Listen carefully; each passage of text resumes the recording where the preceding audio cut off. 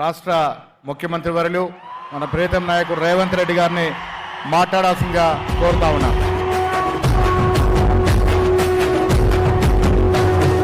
మూడు రంగుల జెండా బట్టి సింగమోలే కదిలేనాడు ఒక్కరో కాంగ్రెస్ సూర్యుడు మన రాహుల్ గాంధీ నిగదీసి అడిగే మునగాడు. వీడు భూమి నవానైతాడు వీర సాధల ధైర్యం వీడు దోపిడి దొంగల భరతం పడతాడు. మన రాహుల్ గాంధీ దేశం బంగారు పడితే అవుతాడు. ఇందిరమ్మ సంక్షేమాలు సోనియమ్మ చేసిన మేలు స్వాతంత్రం తెచ్చిన పార్టీ తెలంగాణ ఇచ్చిన పార్టీ. మూడు రంగుల జెండా బట్టి సింగమోలే కదిలేనాడు ఒక్కరో కాంగ్రెస్ సూర్యుడు మన రాహుల్ గాంధీ నిగదీసి అడిగే మునగాడు.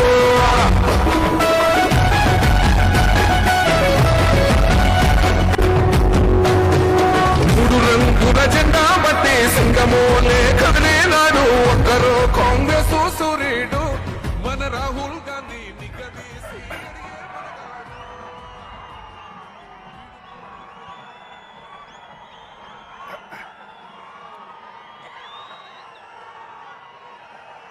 మిత్రులారా, ఈరోజు రాజీవ్ గాంధీ ప్రాంగణంలో కాంగ్రెస్ పార్టీ జాతీయ మాజీ అధ్యక్షుడు మన అభిమాన నాయకుడు శ్రీ రాహుల్ గాంధీ గారు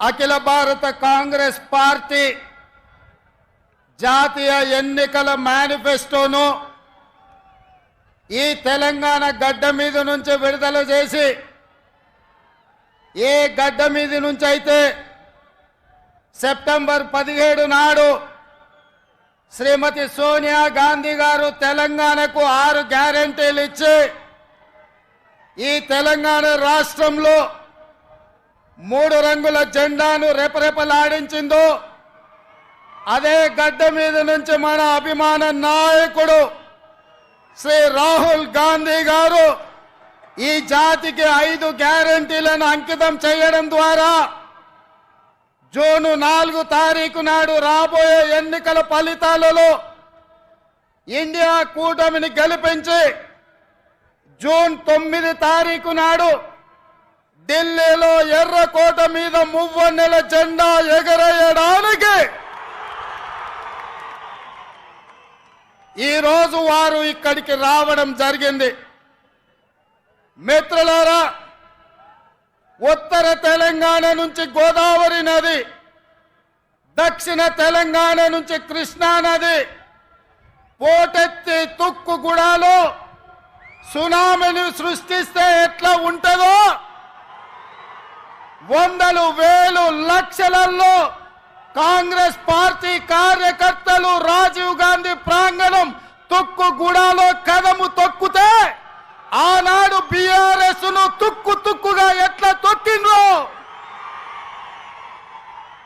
మళ్ళీ ఈరోజు అదే ఉత్సాహంతో అదే ఊపుతో అదే పట్టుదలతో ఈ తుక్కుగూడ నుంచి భారతీయ జనతా పార్టీని తుక్కు తొక్కడానికి కదం తొక్కినందుకు మీకందరికీ మనస్ఫూర్తిగా హృదయపూర్వకంగా నమస్కారాలు తెలియజేస్తున్న మిత్రులారా, 7 అంతస్తుల మేడ బలంగా ఉండాలి అంటే పునాదులు బలంగా ఉండాలి.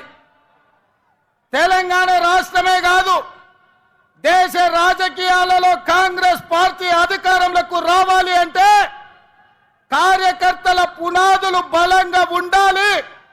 తండాలలో, గూడాలలో, మారుమూల పల్లెల్లో, పట్టణాలలో మీలాంటి లక్షలాది మంది కార్యకర్తలు కాంగ్రెస్ పార్టీ సైనికులై 100 అంతస్తుల మేడలను నిర్మించాలన్నా మీరు సైనికులుగా నిలబడి కొట్లాడినప్పుడే పార్టీ నిలబడుతుంది. ఎన్ని కష్టాలు వచ్చినా, ఎన్ని నష్టాలు వచ్చినా, ఎన్ని కేసులు పెట్టినా, ఎంతమంది